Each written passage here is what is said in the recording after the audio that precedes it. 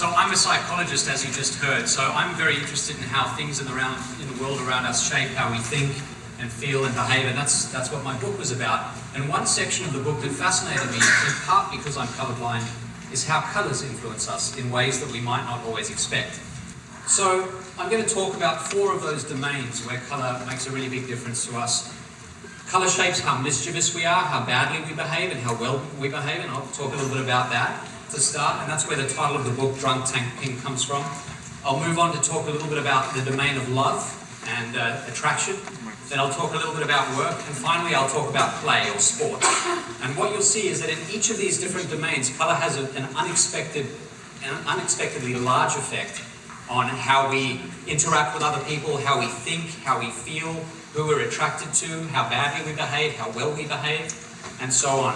So, just to start, let me give you a sense of how I come at these sorts of questions, how the world shapes us.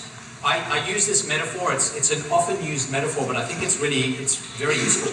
You basically have the waterline, and the waterline is the line above which there's just a little bit of the iceberg, and that's the stuff that we can see. So when you think about the decisions you're making, the feelings that you have, the responses you have to other people and stimuli in the environment, a little bit of that is above the surface of conscious awareness. You could tell people, I'm doing this thing for this reason.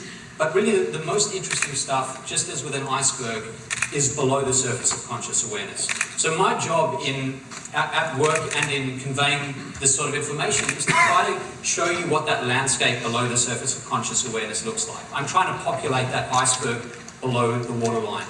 So I'm going to do that today by talking a little bit about color in these 4 domains. And I want to start by talking about mischief. I want to talk about the color Drunk Tank Pink, since that's figured pretty heavily in my life in the last year. So Drunk Tank Pink, it turns out, is actually the name of a very bright pink color.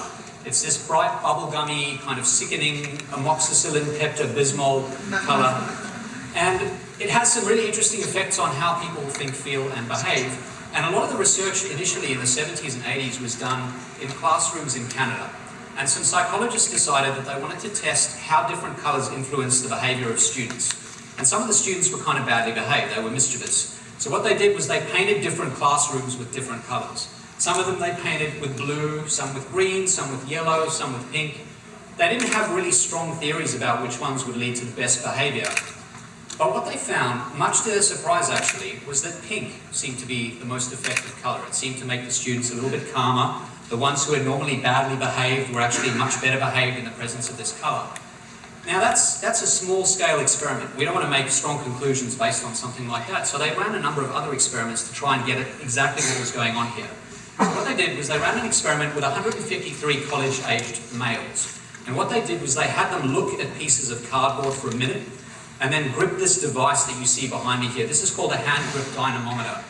It's a really basic measure of human strength. So the harder you can grip, the more that number rises, and it basically shows how much grip strength you have. And what they found that was pretty fascinating was that after these men had looked at these pieces of blue cardboard, for a minute they were pretty strong, but when they looked at the pink cardboard, they were a lot weaker. In fact, if you look at 153 of them, 151 of them were stronger when they looked at blue rather than pink. So that's a pretty convincing result. It's a pretty strong result. And so this started to make its way into the media. This is in the early 80s now. People started to become quite curious about what this effect was doing and how they could apply it in different circumstances. So one of the things they did was they applied it to jail cells. So this is actually the picture of a jail cell at a naval prison in Seattle. And some COs there, some officers, commanding officers, decided that what they would do is they would take the most aggressive, most dangerous prisoners, and they would put them in these pink cells to see what would happen. And they found that after 15 minutes, these people came out calm, they were pacified, much less mischievous, and they swore that over a 9-month period, they didn't have a single incident after they put these aggressive people in these cells. My favourite application by far, though, is at the University of Iowa football stadium, where the enigmatic coach Hayden Fry decided that he would paint the visiting locker room pink. But he didn't just paint it pink, he went all the way. He got specially commissioned pink porcelain urinals, as you can see on the top picture there. And again, he said that after half-time, when his team was closely matched in battle with another team, when that other team, when the visitors came out of the locker room, they came out much weaker, and that his team tended to do much better in the second half. So that's the reason I picked that as the title for the book, is because I think it illustrates just how strongly and surprisingly forces like colour can shape us in ways we might not expect. But beyond the colour pink, other colours influence bad behaviour and mischievous behaviour and all sorts of other behaviours too. So you find, for example, as they did in Glasgow and in the Nara prefecture in Japan, what they found was there were certain areas of the city where there was a lot of crime, and they wanted to work out a way to dampen crime in those areas. So what they thought was, one possibility is to remind people of the police, and the thing that reminds people almost all over the world of the police is that blue-coloured light that you see. You know, the way you freeze when you see it in your rear-view mirror. And so what they did was they started to install these blue lights in hotspots around the cities, and they found a massive reduction in crime in particular, and even along the railway line, they found a reduction in suicides as well. So again, this use of colour strategically in the right places seems to shape how we think, feel, and behave. There are two main reasons for this, I think. One, that the proponents of drunk tank pink argue for, is that there's something biological, that something about this colour pink influences us by interacting with our physiology. The colour hits your retina, somehow influences something inside you in your brain, and that makes you weaker. I'm not sure that that's actually true. That seems a little far-fetched to me, but I think what does resonate for me is the idea of association. And we all know this, that colours bring about associations. So we know the colour blue brings about the police, as we saw in these two examples, but it also brings about thoughts of tranquility in different settings, of the sea and of the sky. The colour green reminds us of nature and so on. And I think these colours have a very strong effect on us because of these associations. That's certainly true of pink as well. If you take aggressive men and you put them in a pink cell, that reminds them, according to a lot of the researchers, of femininity, and that also seems to calm them down. So that's mischief. Now I want to turn to a domain that's a little bit more positive than mischief, and that's the domain of love. And I'm going to look at the online dating world. So just follow me into this little experiment. Let's imagine that you had sex couplets, 6 identical females born at the same time to the same parents, living exactly the same life. They post dating profiles online. The profiles are identical. The only difference between them is the colour shirt they're wearing. Now the question is, does that change their fortune on that online dating site? Does one colour make them more or less likely to attract more hits, emails, messages, things like that? And that's what these researchers wanted to investigate in the study. So what they did was they couldn't quite do this because there aren't that many sex couplets around, but they asked women to change the shirt they were wearing on their profile picture every 2 months for a year. So they had 6 different colours, each worn for 2 months, and then they wanted to see whether there would be different hit rates depending on which colour they were wearing. And they found that there was a difference. They found that black attracted about 15% of all hits, white 16%, and then there was a nice uptick for red of about 21%. It's not a huge difference, but it's certainly bigger than for the other colours. So something about this colour red made these women more appealing to the people who were looking for them on the dating site. Now that may seem like a small difference between 17 and 21%, but if you've ever been online dating, you'll know that for every extra message could be the love of your life. So it matters. So this means for every 1,000 people who see your profile, you'll get between 40 to 60 additional hits if you wear red, according to this research. That's not trivial. That's 40 to 60 loves of your life. So you may also be wondering whether this is true for men, whether it's true just for women, just for heterosexual relationships. Turns out this is a human, and not just human, but an animal imperative. It applies regardless of whether you're a man looking for a woman looking for a man, a woman looking for a man, or a woman looking for a woman. Same thing. You even see it in lower order animals. There's something about this colour red that signals dominance, it signals interest, that flush of blood that comes when you're interested in someone. That's a big part of this effect here. So you get this sort of signal from people that they might be interested in you, which then inspires your own interest in them. Now, there are a few other interesting effects in the dating world. For example, In another study, some researchers wanted to see how successful women would be if they were trying to hitchhike. So the researchers sort of crouched in the bushes just to make sure that everything was okay. And they watched as these women stood by a big highway in France. And what they did was they tried to flag down cars for a few hours one beautiful sunny morning. And every couple of, I think it was every 100 cars, they would change their shirt. They'd run behind the bushes, change their shirt, and run back out again. And so the researchers sat there with a clipboard saying yes, no, yes, as people either stopped or didn't stop to give them a ride. And what they found was that when the person driving the car was a woman, not surprisingly, women don't pick up hitchhikers as much as men do. So the hitchhiking, the rate at which women stopped was pretty constant, actually. Didn't matter what colour these women were wearing. It was 7 to 8 to 9 to 6%. So not many women stopped, maybe 1 in 10, 1 in 15. When the people driving by were men, and I'm using the sexist blue to indicate that the man is driving the car here, when the people driving by were men, they were absolutely swayed by the colour shirt that the women were wearing. You found the same effect here, that they were much more likely to stop for these women when those women happened to be wearing the colour red. So it's a pretty striking effect. Again, it seems not just to be about liking, it seems to be about interest, probably sexual or romantic interest. That's what these researchers argue. Now, there are also some fantastic studies that show some other consequences of wearing red. So, for example, there's some research that shows that if a man is asked how much he would spend on a date with a woman, he says he'll spend an extra $10 on a woman who's wearing a red shirt than if she's wearing a different. So that's like an extra drink, or half a drink in New York. That's a whole different scale of restaurant on Yelp. So this stuff really matters in the dating world. Now, you may be the kind of person who doesn't like wearing red. And if that's true, that's fine too. Just surround yourself with red. Make sure that in pictures there's a border that's red. You get exactly the same effects. It doesn't have to be that you're wearing red, as long as you are the kind of person who people say, this person reminds me of red and is always near red. That works too. So we talked a little bit about mischief, and we've talked a little bit about love. Let's move to the cerebral domain. Let's talk a little bit about work, which will interest a lot of you, I think. In the domain of work, colour matters a lot as well, and it's the effects there are a little more subtle than just saying one colour is good. So some researchers have looked at how different colours influence our thinking patterns. What they found, for example, is that it does matter whether you pick, for example, a blue or a red office colour. So if you're in design and you're trying to decide what your office should look like, this might give you a couple of ideas. So one study was basically designed to see how vigilant people were, how closely they paid attention to the world around them, how much information they picked up, how carefully they could distinguish between things that were right and things that were incorrect. So what happened in this experiment was psychologists gave people a job application. If you read the job application that I've mocked up here behind me, you'll see that it's not very well written. And it's not well written because it's full of typos. So there are a few, 40 and so on. So week has 3 E's, I'm pretty sure that's not how it's spelled.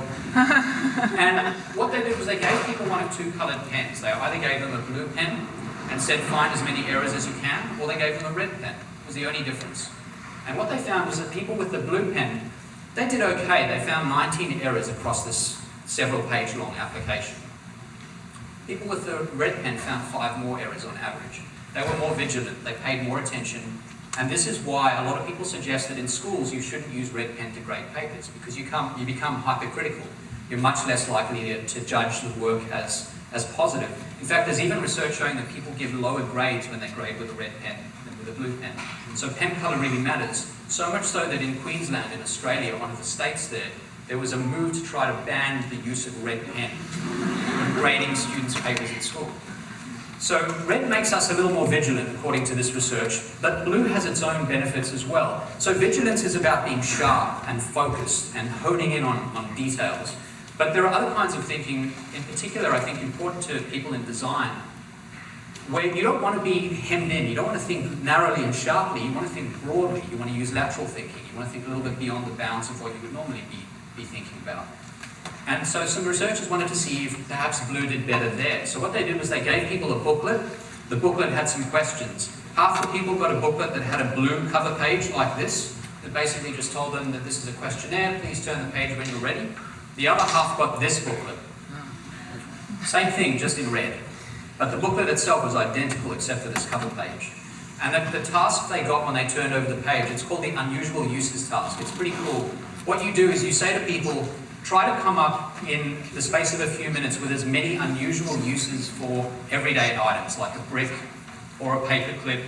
And you get scored not only for how many things you come up with, but how interesting they are, how different they are, how surprising they are. So for a brick, if you say, I would use this to break a window, low score for creativity. Some people say jewellery and earrings and things with a paperclip, and they get a higher score, because that's a little bit different from the usual use of a paperclip. And what the researchers found was that when people had seen this blue cover on the booklet, they did much better at this task. They came up with both more uses, and they tended to come up with more interesting, diverse, creative uses for the brick, the paperclip, and various other items. So the colour red is great if you're looking for sharpness and vigilance, according to this research. The colour blue is much better if you want to think broadly and differently and laterally. So again, it depends on the kind of work you're doing. You may need to have sort of red glasses for those times when you really need to focus, but if you're generally thinking broadly, you might want to paint the room blue. This is the idea that these researchers have suggested. So that's work. Let's focus on one more domain now. Let's move away from the domain of work to the domain of play. And the best place to look at play is in sports, I think. So this research was done at the Olympic Games. So what the researchers wanted to know was whether it mattered what colour the competitors were wearing as they competed. So what they did was they mined a ton of data looking at a ton of different bouts in one-on-one combat sports. You can see those sports behind me. We've got Taekwondo, boxing, Greco-Roman wrestling, and freestyle wrestling. And they wanted to see whether there might be a systematic advantage depending on the colour clothing you were wearing. So this is an important question for the Olympics because the IOC, the International Olympic Committee, has basically introduced this rule that before each bout they basically toss a coin so that you're randomly assigned to wear red or blue. And the thinking behind that is we want to be as fair as possible. We want to eliminate any systematic advantage that favours one person over another. And that seems fair, right? I mean, that seems like as good a tool as any that you might use. Turns out, though, that coin toss makes a huge difference to outcomes. And I'll show you what I mean by that. These 6 competitors behind me in 2004 at the Olympics won gold medals. Now, this is a small sample, but in their quarter-final bout, their semi-final bout, and their final bout, they happen to be drawn to wear red. Small sample. You know, that doesn't tell us a huge amount, but if you look across a ton of different bouts at a ton of different Olympic Games, you find that there's a systematic advantage, a 10% advantage to the competitors who ended up being drawn to wear red over those who were drawn to wear blue. Even more troubling is when the competitors are very evenly matched. When the outcome is balancing on a knife edge, anything could happen. Any little factor will push the outcome one way or another. When they're evenly matched because they've historically been fairly similar in ability, you find that this blows out to 62 to 38%. That's a huge, huge difference, obviously, right? I mean, you've got a 2/3 chance of winning your bout if you are evenly matched with a person and you happen to be drawn to wear red. It shows just how powerful these effects are. These are the best athletes in their sports and they're being swayed by these colours. Now, there are a number of reasons for this. One reason is that when you wear red, you feel more dominant. Another is that when you see someone wearing red, you think they're more dominant. And there's good evidence for this. They've done some research looking at what happens when the referees who judge these bouts perceive these different competitors wearing red and blue. So they did this fantastic study where they had referees watching a very close match. And they watched the match and then they said, who won this bout and how many points would you give them? And they gave the bout 8 points to 7 to the person wearing red. Now, it's possible that the person wearing red actually did win that bout. So then they did something very clever. They digitally altered the footage. They switched which competitor was wearing red and which was wearing blue. And they gave it to a different set of referees. Now the referees gave the bout 8 points to 7 to the other competitor who was now wearing red. So by wearing red, people see you as more dominant, more impressive and more aggressive. So the IOC needs to change their colour scheme. It's a pretty striking effect. Now, red's not the only colour that really matters here in the world of sports or play. You find that people, when they wear black uniforms, also tend to be a little bit more dominant and aggressive, and in fact they're called for more penalties. So this is some research looking at NHL and NFL results in the 1980s. And what the researchers did was they looked at teams that had changed their uniforms, that had gone from a predominantly non-black uniform to a black uniform. So here's an example. We've got the Vancouver Canucks In 1970, they had been wearing these blue and red uniforms, and that carried on to 78. From 79 to 86, they wore these black uniforms. And these researchers wanted to know, does this matter? Does this change how many penalty minutes they're called for during the game? They did this also with other sports, but I'm just going to focus on ice hockey here. Same thing with the Pittsburgh Penguins. From 77 to 80, they had these blue uniforms, and then in 81, they changed over to these predominantly black ones for most of the time. Did they get called for more penalties? Turns out the answer is yes. So here I'm going to show you how that works. You've got this line here represents the average number of penalty minutes across this entire period. If they're being called for more than you'd expect based on the average, the bars will go above, and if they're being called for fewer, the bars will go below. So between 70 and 77, there was this weird blowout year in 70, I don't know what happened there. But apart from that, they're basically at or just slightly below average. And then there's this big bounce up when they wear black. That's a fairly stark pattern, but here it's even more stark for the Penguins. So that was the Canucks. So the Penguins here, you can see mostly below the line up until 79, and then this big jump in penalty minutes. If you put kids in black uniforms and white uniforms, you see the same effect. If you say, what game do you want to play? The kids who are wearing the black uniforms will want to play a more aggressive game, and they'll be more aggressive when they play it. So colour really does matter. It does shape how we think and feel and behave in all sorts of striking ways in lots of different domains, from mischief and antisocial behaviour to love, how often and how likely we are to send an email to someone on a dating website, to work, depending on whether you want to think sharply or broadly, and also to play, to how people perceive us in a sporting context, how dominant we seem, and how aggressive we seem. So that gives you a sense of how at least one thing, colour, the thing that we're focusing on this month at Creative Mornings, shapes how we think, feel, and behave. And there are lots more interesting ideas, I think, in some other domains beyond colour as well, that show basically the same ideas, that these subtle cues shape all sorts of outcomes in all sorts of different domains. Thanks very much.